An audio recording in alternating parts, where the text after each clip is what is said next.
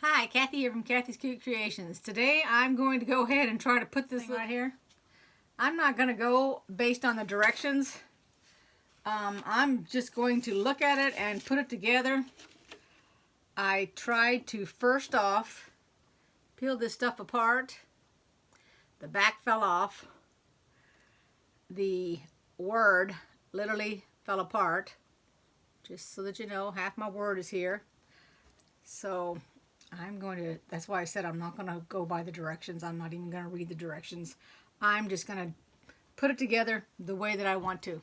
So you guys can follow along, do it my way, or you can read all these directions and figure it out. Okay? Let's go over here to the ironing board. First thing I did here was I laid down this brown fabric because, you know, that top piece of fabric is white and it would have disappeared. We wouldn't have been able to see it. So I ironed all my fabric. So like I said, my thing fell apart. So that's my word pumpkin. There's my eye. And half the back is off of one side because it fell off. Yeah, that came off. You can see a little bit of a shininess on there. It's supposed to look like this. So we're going to end up writing hello here at the top. So I'm just going to look at this picture. And the back, I'm afraid I'm going to lose my little dot there. I'm going to scoot this up a little bit. And I'm just going to just guess at where this is going to go. It's going to go about right there. So let me just see if I can get the back off. I hope I can. Yes, I can. I don't think there's one upside. Well, this is right side up. So this is the way I'm going with it. I'm going to put it about right here. Let me get my sheet out. Okay. Let's see if that'll work here. Hopefully I don't have too much thick. I don't know if that needs to be sprayed with water. Nope, that's working. Okay.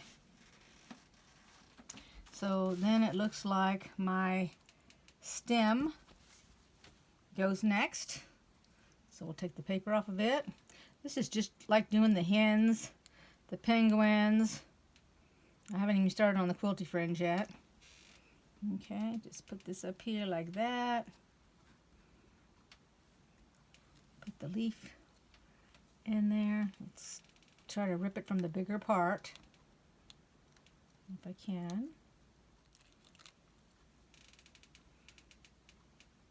And it would be about right there. I guess it doesn't make any difference. You could put it on the top or the bottom. I'm going to put it on the top like that. Let's move this out of the way. I don't want that sticking by accident. I'll cover this.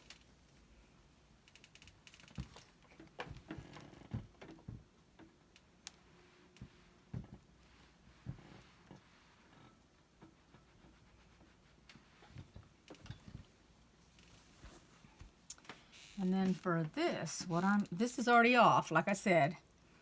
So it's going to go about right here. I'm going to try to take the paper off of this one. Hopefully without damaging it any more than it is. Okay. So what I'll do is I'll try to make it so that my P goes where the M kind of disconnected and broke off. Just move it a little bit so it's in the middle. Like that.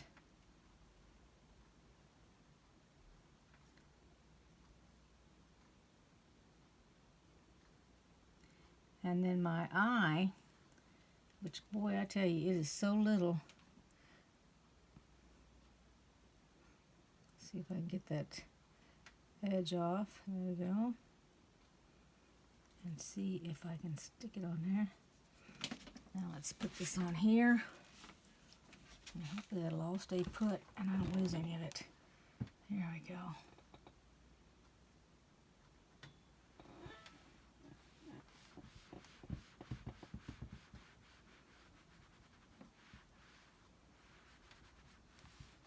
I'm going to see how I can embroider that.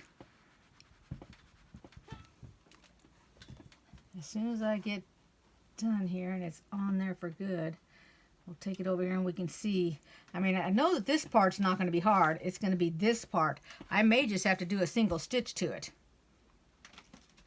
Let's go over there and see. Okay, these are the colors that I think will go good with this. They're the best I got right offhand. So I'm going to go ahead and I'm going to start with the pumpkin first. I'm going to make it this color, and then we'll go to the green for the leaf, the brown for the stem, and then the yellow for the pumpkin. Now all the colors I'm using except the brown are actual embroidery thread. That I do is I will use a straight stitch, and all I'm going to do is go forward a little bit before I start my pattern stitch instead of locking it into place. Now what I do is I move my foot up while my foot is down. I choose the pattern that I want on my machine. So I'm choosing the quilting stitch, which is an applique stitch. Now it has moved the needle over, so you're going to have to adjust it. And then I use my hand wheel to make sure that I get it in the right spot.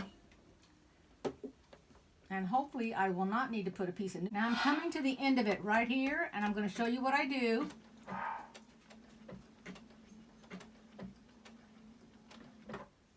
Now, I lift up my foot and I rotate it. I lift up the needle, take it out of the quilting stitch, put it back into my straight stitch, knock my length down to 2, adjust it, and then I'm going to put it behind the last stitch.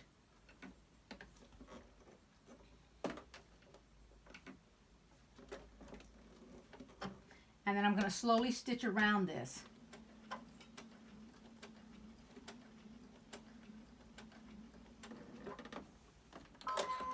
And that is locking it into place without having to go backwards. Now I will go to the other side because, you know, I started down here. So I'm going to go up here at the top. I'm going to do a straight stitch. Actually, I'm going to come up to do a straight stitch. So...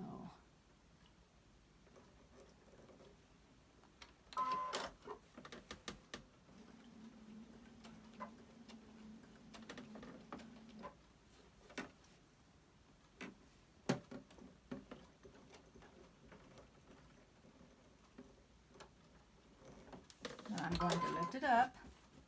Now this is the very beginning where I'm at, and I have straight stitched from here to the beginning. Now I'm going to change my stitch again. This prevents you from having to back up because you can't stop this thing from going back on top of itself. I mean, I've learned it this way for me, but it doesn't necessarily mean this will work for you. So now I go back to the stitch that I'm going to use, which is the quilting applique stitch again.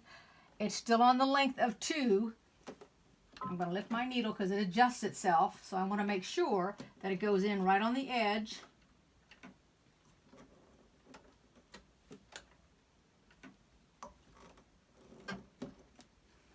Okay.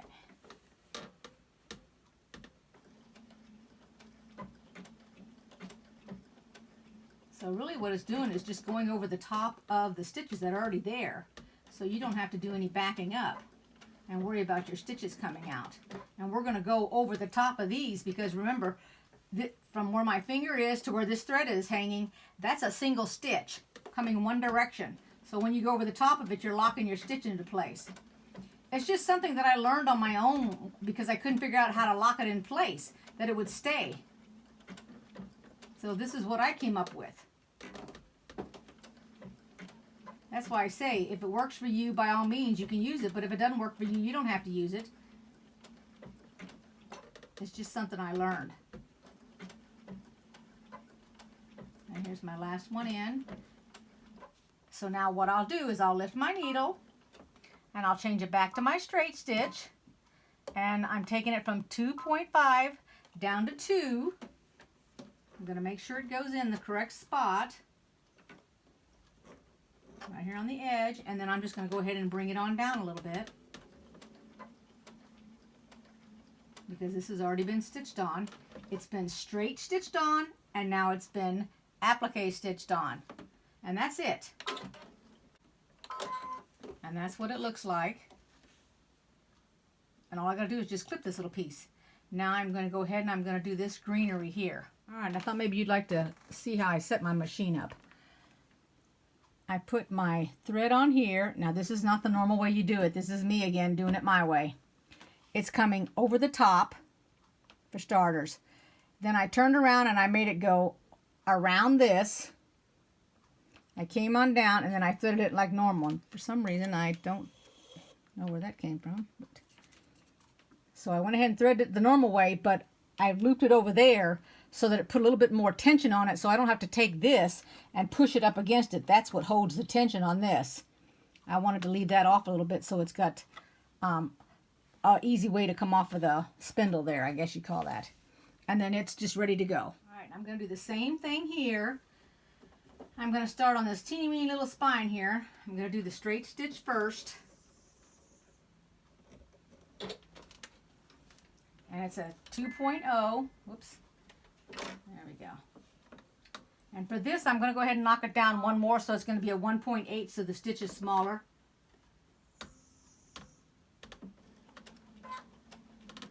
Only because it's so big and this is so small. Alright, so this is where I'm going to lift my foot up. I'll just show you a little bit of it and then I'll go ahead and I'll do it. And then I'm going to go ahead and choose the...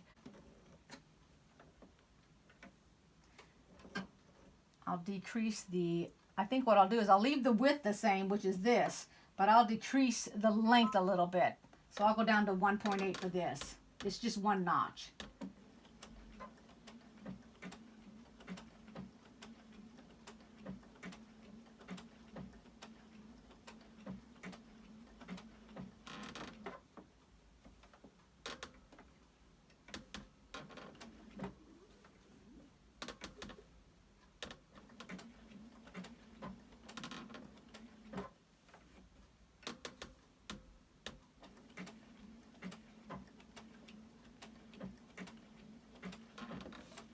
All right, and I'll continue on around. Coming up the part that we started from.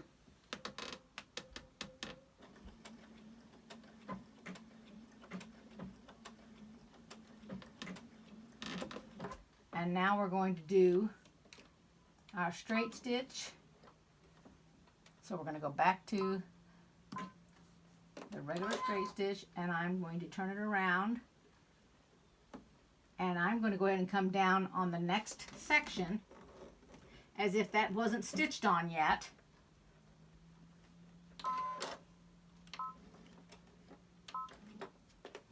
And this is just a plain straight stitch that I knocked down to 2.0.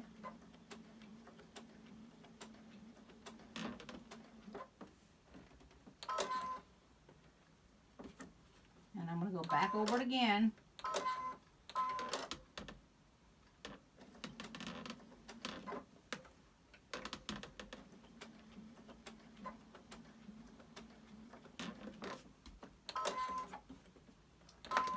Back over my last section. And this is all on a little piece of pumpkin, so I shouldn't have a problem. And then that's how that looks. And now I'm going to do the little bit of brown. I'll start down on this end and work my way up. Alrighty, I'm taking the easy way out. I'm taking the paper Solvay, which is water soluble stabilizer, and I am taking my pumpkin and I am putting this along the top up there like this, and I'm going to stitch it. And then when I'm done, I'm going to dip this in water and make it disappear.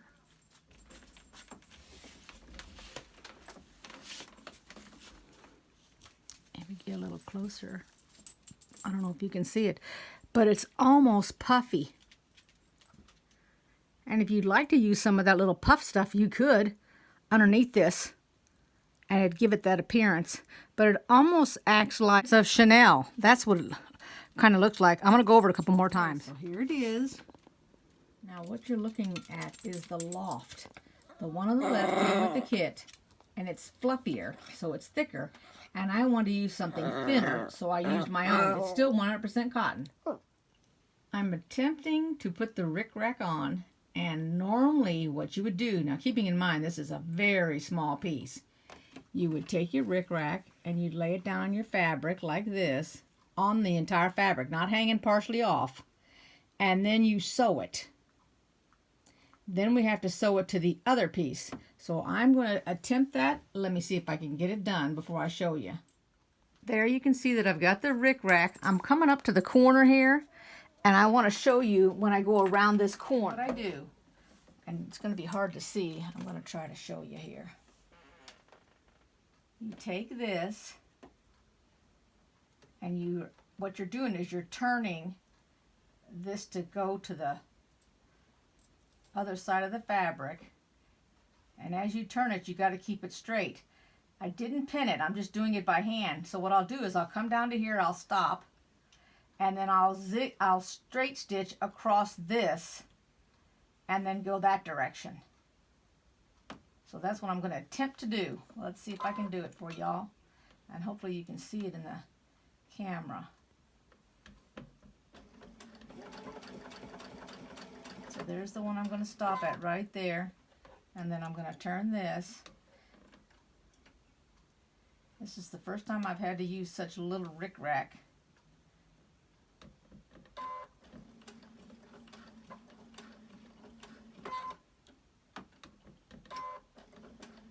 Now I turn the whole project, and then what you're doing is you're going to try to match up this piece with that piece. All right, so if you have to, let me get my scissors over here, because you kind of want them to match when they come up. So what I need to do is cut that one there, and see if I can get a grip on it. Boy, I tell you, it's very tricky when you get to the tail end.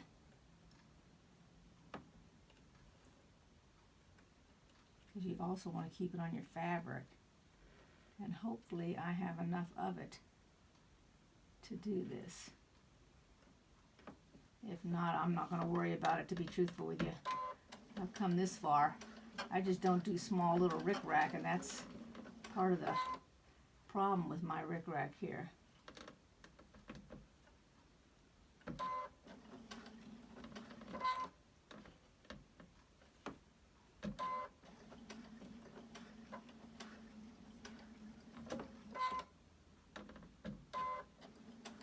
I'm just trying to look underneath here to see that I've met my stitch line right there. And if you want to go over the top and put your little rickrack on top of the other rickrack, there's no problem with that. I'll back it up a little bit. So see how I didn't quite make it? But what I'm going to do is I'm going to go ahead and I'm going to take some yellow thread and stitch between the two, and then I'll show you when I get finished with it. Hoping you can see this. This is called fray block. And I put a little bit of that on my spot there, and I'm going to bring it up here so you can see it right there. And I sewed it in the back like that. And then I went ahead and I down cut the batting, because now I don't want to sew through the batting and this fabric and then the fabric that I just did the rickrack and the rickrack. So that's why I cut down my batting. Here's the wrong side. I'm going to sew on this side. I'm going to actually sew on this side, and the reason being is, even though I used white thread, I can see it when I get down there to sewing it, and I want to make sure that I try and go over that exact thread. The reason being that when I turn it, have that rickrack showing correctly. I mentioned, since this isn't stuck down, I went ahead and I used some spray for bonding for the fabric. If you wanted to, you could actually quilt at the back, or you could tack it down in a couple spots so that it won't be shifting when you go to turn this inside out. You don't lose the batting. If you downsize it like I did, that is. I turned it inside out. I got it pinned. There it is, all finished. And instead of putting those stripes, I went and put these little X's.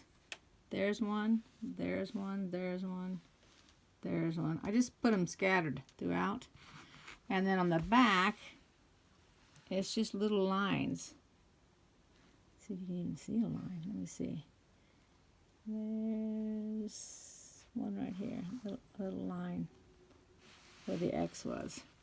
And I also wanted to mention, I'm not sure that I'm going to attach these or not. I might just want to put it on the wall differently, or I could even use it for like a patch, sort of like on a purse or a bag or something. So I'm not going to be attaching these on. So all I did was pin them. Show you at the back there, just pinned them. That's it. So I'm going to loop it on this little thing so you can see it. There it is on the little holder.